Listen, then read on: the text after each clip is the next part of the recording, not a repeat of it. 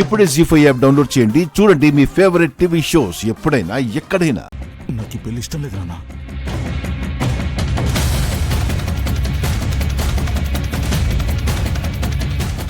మనసులో ఎవరైనా ఉన్నారా?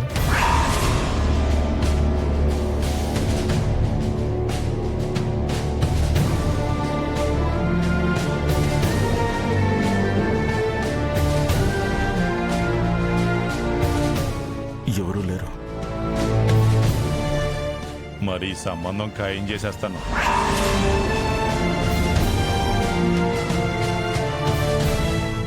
అమ్మాయిని చూడరా వీర్రాజు. నాకంటే ఇలాంటి పెళ్లి చూపులు లేవు గానీ నీకు అదృష్టం దక్కింది కదా. తన మనసులో ఎవరున్నారో ఏంటో పాపం. చెప్పడానికి ఆలోచించాడేమో కానీ ఇక్కడ ఆలోచించడానికి అవకాశం కూడా లేదు. సడన్గా ఇలా పెళ్లి చూపులు ఏర్పాటు చేయడం కూడా కరెక్ట్ కాదు.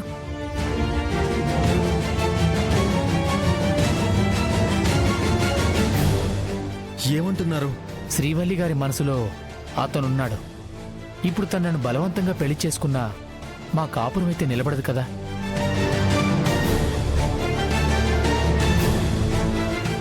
అలాంటప్పుడు తను జీవితంలోకి వస్తుందనేసి ఆలోచించడం, ఆశపడటం అనవసరం అండి. నాకు అమృతవల్లి నచ్చింది.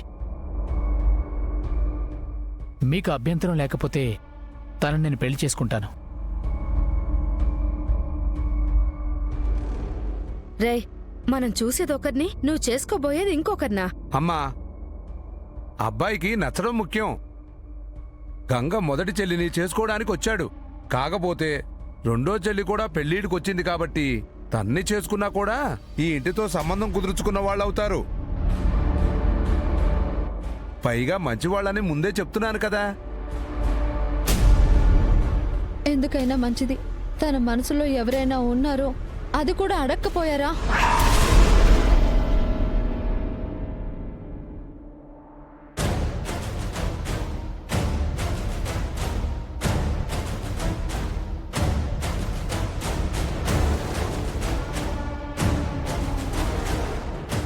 నా మనసులో ఎవరు లేరు, ఎవరు లేరు, ఎవరు లేరు.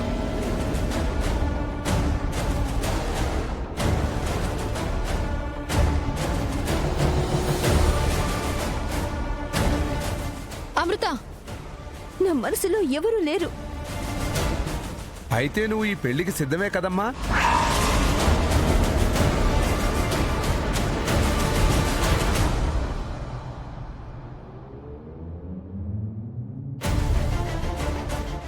సిద్ధమే, సిద్ధమే.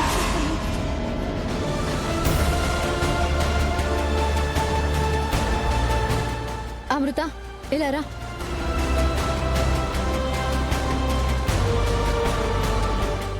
మా అమ్మాయి డిగ్రీ కూడా చదివిందండి. ఏదైనా ఉద్యోగం కూడా రావచ్చు. పెళ్ళయ్యాక కూడా ప్రయత్నం చేయమనండి. చిన్న కోడలు కూడా గవర్నమెంట్ ఉద్యోగస్తురాలు అవుతుంది. చూసావా తిరుపతి, ఆ అమ్మాయి చదువు, అందం అంతా చక్కగా ఉన్నాయి. అబ్బాయి నచ్చాడమ్మా?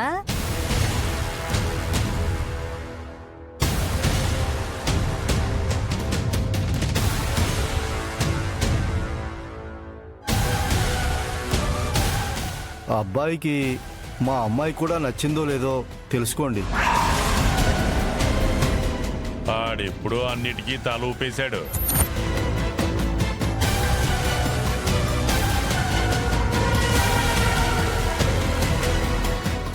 ఒక్కగానొక్క కూతురు. మా ఆస్తి ఎంతున్నా తనదే కదా. అబ్బే అది కాదయ్యా, బతికుండంగా ఎంత వస్తుందో అది చెప్పండి. పిల్లల సంతోషమే మా సంతోషం అండి. మాకు ఈ ఇల్లు ఒక్కటి చాలు. ఉన్నదంతా మా కూతురు అల్లుడికే ఇచ్చేస్తాం. ఇంకే బంపర్ ఆఫర్.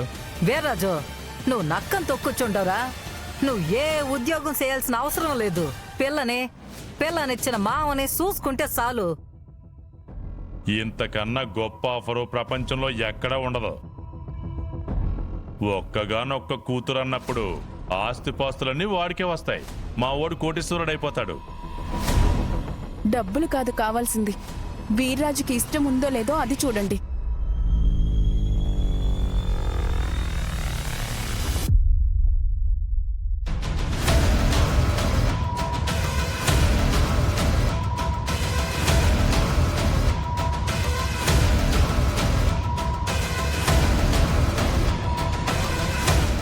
నీకేమైనా పిచ్చా?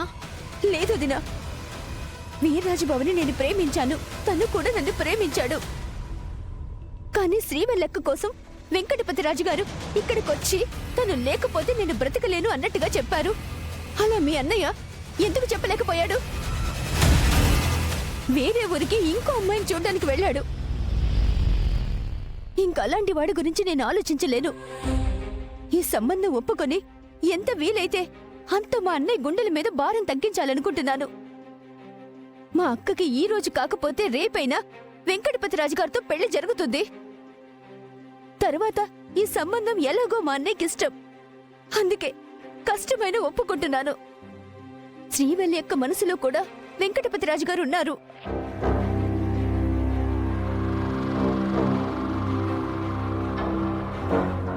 అంత ఆస్తి వస్తుందంటే ఆడు కూడా మాట్లాడడం లేదు అంటే ఆడికి సంబంధం ఇష్టం ఉన్నట్టే కదా. ఆపుతారా ఆపుతారా ఆపుతారా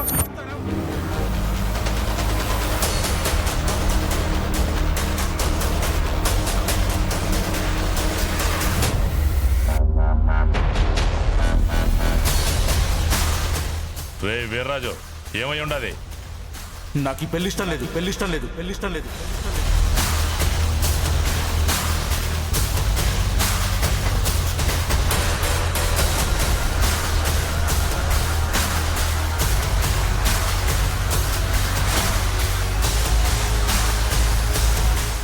నాకు ఈ ఆస్తి పాస్తులు అక్కర్లేదు, పాస్తులు అక్కర్లేదు, అక్కర్లేదు. రే వీర్రాజు,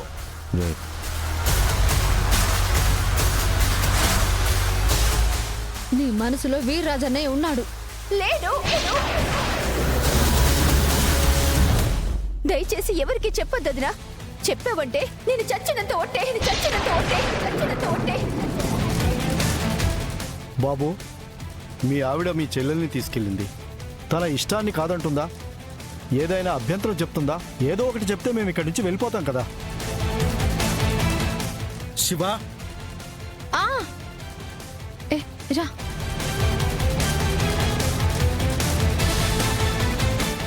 అయ్యో అమ్మా,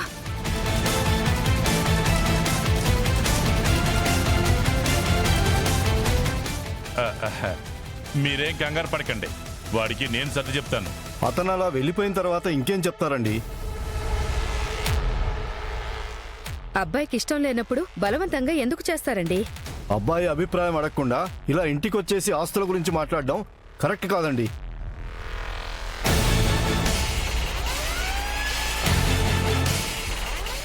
గొప్ప సంబంధమే తీసుకొచ్చారు పాపాయమ్మ గారు. ఇంకెప్పుడు ఇటువైపు రావద్దు.